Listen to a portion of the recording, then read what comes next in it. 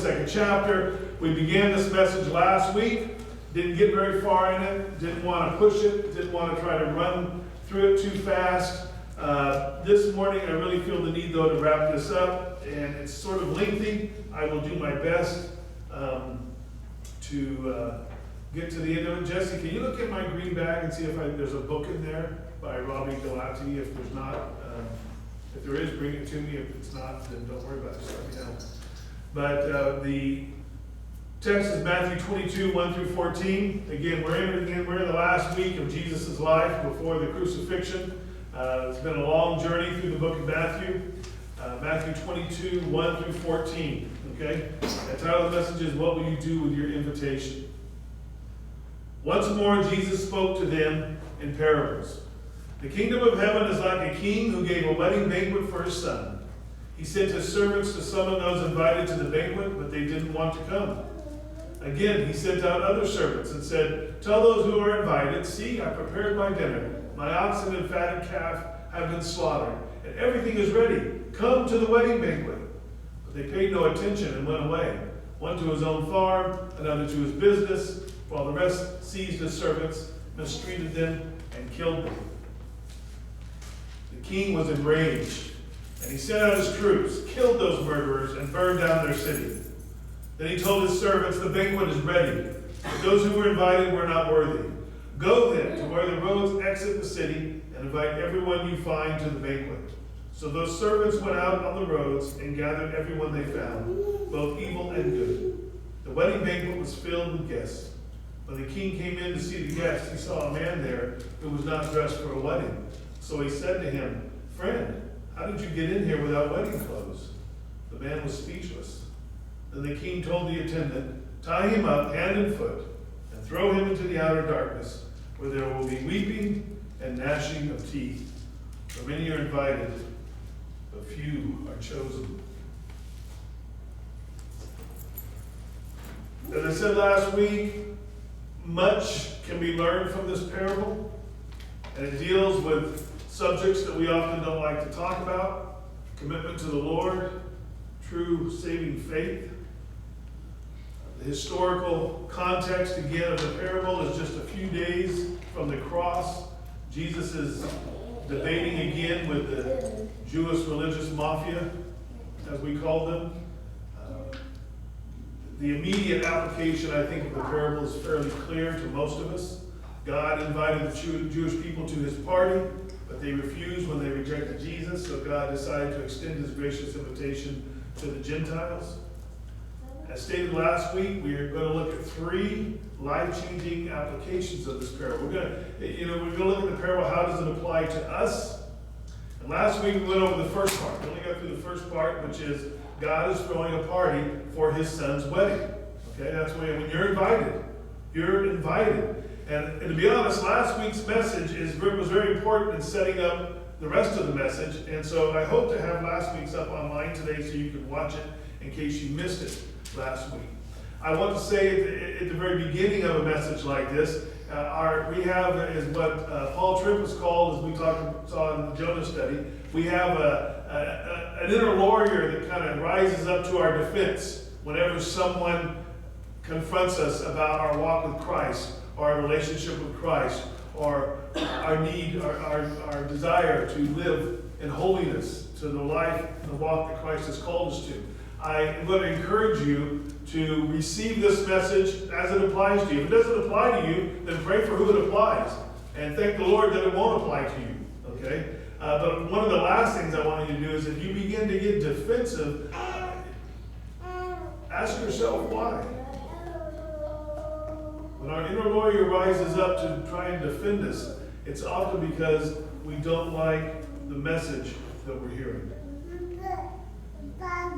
And so as we go into this second application of this parable, I do want you to remember this. God is throwing a party for his son's wedding, and you're invited.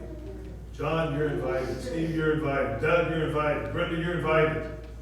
Okay? David, you're invited. But what will you do with your invitation? You're going to hear that throughout the message. What will you do with your invitation? You have been invited. In fact, if you notice from the parable, it says more or less that everyone is invited. Beginning verse 3, he says, but they didn't want to come. He sent the invitation out to those they'd already been notified. Remember we said last week, they'd already been notified that this was going to happen. They just hadn't been given exact time. Now they're saying, now's the time. Come. And it says, but they didn't want to come. So what did he do? He sent out more invitations. Again, he sent out other servants and said, tell those who are invited, see, I prepared my dinner. My oxen and fattened cattle have been slaughtered and everything is ready. Come to the wedding banquet. So he sent them an invitation, and he sent them another invitation. But that didn't get their attention either. It says they paid no attention and went away, one to his own farm, another to his business, while the rest seized his servants, mistreated them, and killed them. The king was enraged, and he sent out his troops, killed those murderers, and burned down their city. Then he told his servants the banquet was ready, but those who were invited were not worthy. So what does he do? Does he decide that's it, we'll just have a private party? Nope. He said then he's inviting more. Go then to where the roads exit the city, and invite everyone you find to the banquet. So those servants went out on the roads and gathered everyone they found, both evil and good. The wedding banquet was filled with guests. See, this is truly a good picture of the church. The church is filled with what we would call good people and evil people. Okay? You know, Jesus said no one's really good but God, but from our human standpoint and the way we see things, there's good people and bad people, and the church is filled with both of them. Those who were originally invited, literally what they did is they insulted the king. Because on the day of the wedding celebration, they refused to come. They made the conscious decision not to come. Some were just indifferent about it. They just didn't want it. They didn't want to come. In the parallel passage in Luke 14, Jesus says that they all begin to make excuses. And when it comes to God's invitation, people make all kinds of excuses why they reject him. People are still making excuses. No. Even those who know the Savior make excuses. I'm not talking about legitimate reasons. There are legitimate reasons, and then there are excuses. And someone once said an excuse is the skin of a reason, if I know how the rest of it goes, stuffed with a lie. No. Okay? Jesus has given his life for the church. But often the church gives him back not much more than the minimum of what we think it takes. Okay? Look at the invitation that was given. And then look at the response and tell me that this does not sound like the reception that the Western church has to the invitation that Jesus extends to us as the church to come, worship, study, and pray. He says, first, but they paid no attention and went away, one to his own farm, another to his business. Paid no attention. You know what? They didn't really care. A lot of people, a lot of churches, they just don't care. They come to church and they got nothing else better to do. But if they got something else to do, they'll go do that. And when they don't have anything else to do, they'll come to church. They paid no attention. Others went away. They went somewhere else. They just went somewhere else. You know, it was Vodi Bakum who once said that in our culture, the church sacrifices their children on the altar of sports. The parents will run around ragged, making sure their children are at every sporting event, and they'll do everything it takes, and everything gets sacrificed to make sure they have a good experience in sports. But they would not think of doing the same for church. They went away. They went somewhere else. They went somewhere else. It says one went to his own farm. Today we might say one went to his own house. I got stuff to do. I got lawns to mow, and I got to remodel this, and I got some land I got to take care of, and I got a car that I need to fix, and I got stuff that I got to take care of, and I got to do this at home, and I got to do that, and I got to do this. And another says went to his business. He had to work. You know, you gotta work, right? Everybody's gotta work. You gotta work. You can't get off work. I mean, I gotta work. I'll be there, but I gotta work. And yet people will, it's always amazing to me that people will say, well, I can't come to this study, I can't come meet for prayer here, I can't come to worship because I gotta work. But then the next thing I find, they think I'll work for other things. And I'm not talking about the person who has to work occasionally during the time that the church gathers. Those things always happen. We talked about that this morning, you know. If John's business, if the person in charge today couldn't be there, say they were on vacation out of state, and everybody called in sick, guess what John would have to be?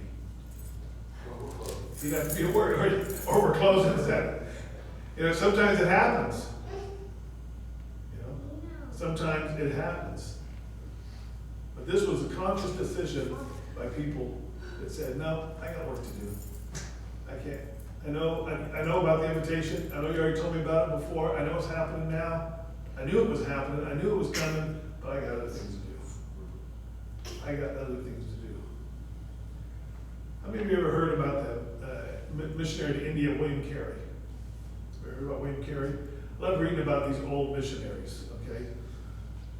William Carey became deeply concerned about the attitude of his son Felix. The young man, a professing Christian, had promised to become a missionary, but he broke his vow when he was appointed ambassador to Burma. Now, I don't know about you, but ambassador to anywhere is probably a pretty important job, right? Would you be, I mean, how many of us that had a son or daughter, would you be proud if they were appointed ambassador to somewhere? You know, the president appointed them as the ambassador. I mean, that's an honor, it's a privilege. I'd be proud. Carey requested prayer for his son and said, quote, pray for Felix. He has degenerated into an ambassador of the British government when he should be serving the King of Kings. Well, that's not the way I normally look at things. I thought to myself, what have I degenerated to? What have we degenerated to when it comes to the calling to come as a body and worship and study? You know, there's times when I've gotten off work, but I didn't want to be here. I just didn't want to be here. Not because I didn't care about anybody, but I was tired. Once I get home, you know, if you work hard all day, you get home, how many of you, when you get home, you want to go anywhere? Right? You want to go anywhere. One of the first things I tell Dina when I come home sometimes is, anybody coming over tonight? Because that depends on how I unwind for the rest of the night, okay? That just depends on how comfortable I'm going to get. I need to know what's going on. So I understand that. But I think, what have I degenerated to when it comes to the calling that God's placed on my life? I may have heard the saying, we say this, but I'll see you Sunday, the Lord willing, and the creek don't rise. I always think that's funny because, as far as I'm concerned, the Lord's always willing, and if the creek rises, I think He thinks we should just take a boat. Okay, I see pictures of people worshiping in all kinds of circumstances that we would stay home for around the world. Have we forgotten? This is what I'm afraid. It's not just about our church, okay? Because you guys are here, right? You're here right now, okay? But I think in the church, in the Western church, when I read all around, you know, there's a lot of things happening right now in the church. There's a lot of things that can be disheartening. Just recently I talked to Dina about Joshua Harris. How many of you ever heard of Joshua Harris? Okay? Some bombshells, just boom, boom, boom, came one after the other. First he said he disagreed with the books he wrote. And then you get the announcement that him and his wife are splitting up. Now he says he's not a Christian anymore. He's leaving Christianity altogether, and he absolutely 100% apologizes for anything he ever said to homosexuals that stated that what they did was a sin. I mean, it's just, there's all sorts of things happening to the church in the Western culture here that could be disheartening. And I think part of it happens because we have forgotten. Do we understand what a privilege it is to come together and meet in freedom. In freedom. Have we forgotten what a privilege it is to be invited by the King? What did we do? What did any of us deserve to receive the invitation? It is a privilege. It is a privilege to read the Bible. We have whole Bibles. Does anybody here have less than 2 Bibles in their house? I have more than that in my bedroom. And there are people that come together and meet and have a page of the Bible. That's all they have. I've read stories where in areas where the church is persecuted, that all they have is one gospel. And what they do is every person in the church gets a page of the Bible. And that way, because they only have one gospel, they don't even have a whole Bible. And that way, if somebody gets arrested and thrown in jail, at least they still have the rest of the Bible.